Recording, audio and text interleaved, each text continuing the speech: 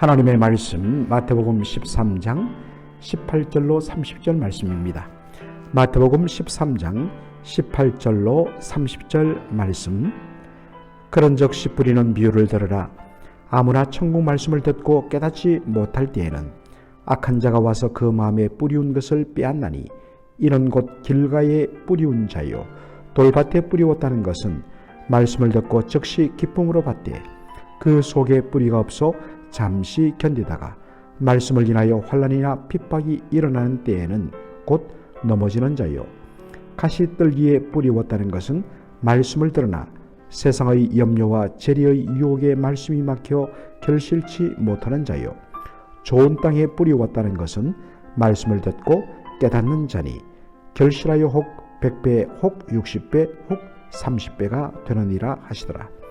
예수께서 그들 앞에 또 비유를 베풀어 가라사대 천국은 좋은 씨를 제밭에 뿌린 사람과 같으니 사람들이 잘 때에 그 원수가 와서 곡식 가운데 가라지를 덧뿌리고 갔더니 싹이 나고 결실할 때에 가라지도 보이거늘 집 주인의 종들이 와서 말하되 주여 밭에 좋은 씨를 심지 아니하였나이까?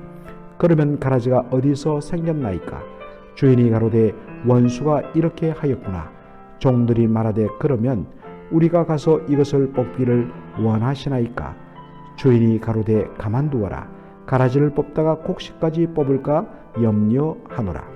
둘 다 추수 때까지 함께 자라게 두어라. 추수 때에 내가 추수꾼들에게 말하기를 가라지는 먼저 거두어 불사르게 단으로 묶고 곡식은 모아 내 곶간에 넣으라 하리라. 아멘. 저는 오늘 마태복음 13장 18절로 30절의 말씀을 본문으로 모든 것은 추수 때에 드러난다 라는 제목으로 말씀을 전하고자 합니다. 오늘 본문은 읽으신 대로 두 내용으로 구성되어 있습니다. 먼저 마태복음 13장 18절로 23절은 씨 뿌리는 자의 비유에 대한 예수님의 해석을 다루고 있습니다. 그리고 후반부 24절로 30절 말씀은 이른바 알곡과 가라지의 비유가 나옵니다. 전자는 이미 어제 시간에 제가 인용하여서 말씀을 드렸기 때문에 여기서 한 번 더 할 필요는 없는 것 같습니다. 오늘은 그래서 후자 곧 알곡과 가라지의 비유에 대하여 살피기로 합니다. 이 역시 감사하게도 예수님이 이 알곡과 가라지의 비유에 대하여 뒤에서 잘 해석해 주고 계십니다. 그것을 미리 참조하여서 알곡과 가라지 비유를 그렇게 다루고자 합니다. 농부가 자기 밭에 씨를 뿌렸습니다. 그래서 곡식이 자랐다 했는데 영어 성경을 보면 밀이라고 그렇게 되어 있습니다. 그런데 그 농부의 원수가 밤에 몰래 와서 아주 밀과 비슷한 모양의 가라지 씨앗을 덧뿌렸다고 합니다. 비가 오고 그리고 씨가 싹을 틔우면서 밀이 자라기 시작했습니다. 밭에 나가서 자란 밀을 살피던 농부의 종들이 와서 주인에게 말합니다. 주인님께서 밭에 뿌린 씨앗은 분명히 밀알입니다. 그런데 어째서 가라지가 그 사이에서 그렇게 자랄 수가 있습니까? 라고 물었습니다. 그래서 주인이 말합니다. 내 원수가 나를 미워해서 가라지를 덧뿌린 것이 분명하다. 그러자 종들이 질문합니다. 주인이여, 우리가 가서 그 가라지를 뽑아버릴까요? 그러자 주인이 말합니다. 가만두어라. 자칫 잘못했다가는 밀까지 다 함께 뽑을까 염려한다. 그러면서 추수 때까지 그냥 밀과 가라지가 함께 자라게 두라. 그러다가 드디어 추수 때가 되면 가라지를 먼저 거두어서 묶어서 불에 던지고 알곡은 거두어 창고에 넣어라 라는 것으로 오늘 이 비유가 끝납니다. 일반적으로 한국 교회에서 알곡과 가라지 비유는 알곡은 거듭나고 성령의 열매를 맺는 신실하고 충성스러운 신자를 가리키고, 가라지는 겉으로는 신자의 모습인 양 흉내를 내지만 실제로는 거듭나지 아니한 자를 가리킨다, 그렇게 해석을 합니다. 그리고 교회 내에서 많은 문제가 일어날 때마다 알곡과 가라지 비유를 들어서 알곡 신자와 가라지 신자들이 함께 뒤섞여 있기 때문에 이 땅의 교회에서는 문제가 계속적으로 반복된다라는 식으로 해석을 하기도 합니다. 그러다가 주님의 최후 심판 때에 알곡과 가라지가 구분되듯이 모든 것이 드러날 것이라고 그렇게 말합니다. 분명 지상교회는 참신자와 거짓 신자로 뒤섞여 있습니다. 그러나 알곡과 가라지 비유는 이것을 가리키기 위함이 아닌 것을 오늘 본문이 잘 보여줍니다. 예수님께서 이제 우리가 내일 읽겠지만 뒷부분에서 이 알곡과 가라지 비유를 해석해 주시면서 좋은 씨를 뿌리는 분을 인자 곧 주님으로 그렇게 해석합니다. 그리고 밭은 교회가 아니라 세상이라고 마태복음 13장 38절에 분명히 우리 주님이 말씀하십니다. 주님께서 이 세상에 뿌린 좋은 씨는 천국의 아들들 곧 하나님 나라의 원리를 따라 사는 하나님 나라 백성을 뜻합니다. 여러분, 하나님 나라 원리가 무엇입니까? 하나님의 나라의 원리와 가치관은 먼저 그의 나라와 그의 의를 구하는 것입니다. 그리고 진정 하나님의 나라 곧 하나님의 통치, 하나님의 다스리심을 인정하고 받아들이는 것이 바로 하나님 나라의 원리입니다. 그리고 가라지는 악한 자의 아들들 곧 악한 영의 지배를 따라 살아가는 자들입니다. 우리가 악한 영에 사로잡혀 악한 영의 지배를 받는 자라고 했을 때 무엇을 떠올리느냐? 그라사의 광인처럼 수많은 귀신에 의해서 사로잡혀서 완전히 미친 행동을 하는 사람을 떠올립니다. 물론 그런 경우도 종종 있습니다만 악한 자의 아들들 곧 악한 영의 지배를 받으며 살아가는 자는 바로 자기 마음의 탐욕을 따라 자기 뜻대로 살아가는 그러한 삶을 뜻하는 것입니다. 그리고 알곡과 가라지가 뿌려진 밭은 이미 말씀드린 대로 교회가 아니라 세상을 가리킵니다. 자, 그렇다면 우리는 오늘 이 본문에서 이런 질문을 던질 필요가 있습니다. 왜 주인이 가라지를 뽑지 말고 추수 때까지 밀과 함께 자라도록 내버려 두라고 그렇게 말했을까요?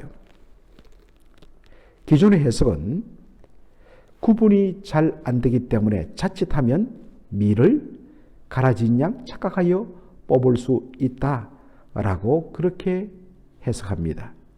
우리 한국에서 이 논에 바로 벼이삭이 자라고 그 사이에 모양이 비슷한 그런 잡풀인 피가 자랄 때에 그 피를 뽑습니다.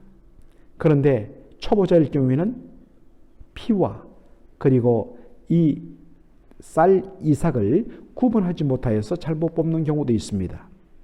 그러나 그것은 초보자일 뿐입니다. 기본적인 지식을 가진 상식을 가진 농부라면 구분합니다. 마찬가지입니다. 종들이 와서 주인에게 뭐라고 이야기합니까? 밭에 가라지가 뿌려졌다고 말합니다. 왜 그렇게 말했을까요? 밀과 가라지를 분명하게 구별할 수 있기 때문에 그렇게 말한 것입니다. 헷갈려서 잘못 뽑을 수 있는 경우가 아닌 것입니다. 그런데 주인이 뭐라고 말합니까? 가라지를 당장 뽑지 말라고 말합니다. 솔직히 말해서 이것은 보통 농부의 생각과는 다릅니다.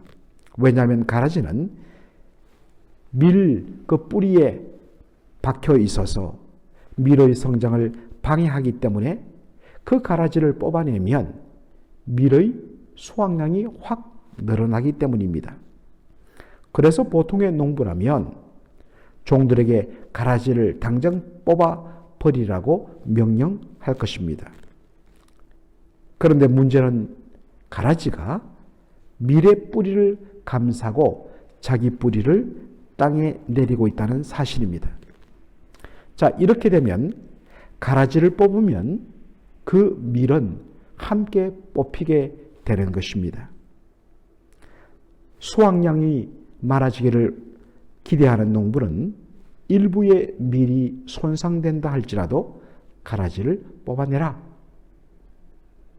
그 일부의 밀은 어차피 손해를 볼 것이지만 가라지가 밭에서 뽑혀나가면 그만큼 훨씬 더 많은 그러한 수확량을 거둘 수 있기 때문입니다. 그런데 오늘 예수님이 말씀하시는 비유에 등장하는 바로 농부, 씨를 뿌리는 농부, 바로 예수님을 가리킵니다. 인자, 예수님을 가리킵니다. 이 비유에 등장하는 농부는 어떡합니까? 밀을 생각하여 그 가라지가 뿌리를 감싸서 내리고 있는 바로 그 밀을 생각하여서 가라지를 그냥 내버려 두라고 말씀하십니다. 주님의 눈길은 더 많은 교회, 더 많은 신자, 더 많은 힘과 권력에 있지 않습니다. 주님의 눈길은 주님을 믿고 열매 맺는 한 영혼을 결코 소홀히 하지 않는 데 가 있습니다. 조금 덜 수확하더라도 단 하나의 열매를 맺는 밀을 귀하게 보시며 보존하시는 것이 우리 주님의 마음인 것입니다. 사랑하는 성도 여러분, 바로 주님께서 우리를 그렇게 여겨주십니다.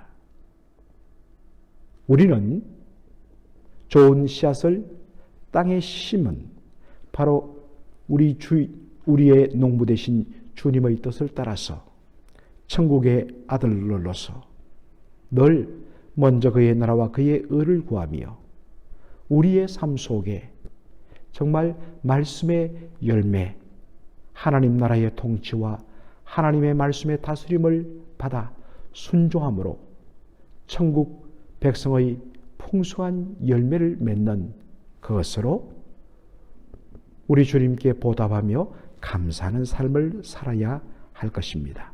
기도하겠습니다. 살아계신 우리 아버지 하나님, 오늘 저희들 알곡과 가라지의 비유에 대해서 저희들을 살폈습니다. 아버지 하나님, 참으로 가라지를 뽑지 말고 그대로 두라 하시는 그 이유를 저희들이 깨닫게 하여 주신 것 감사합니다.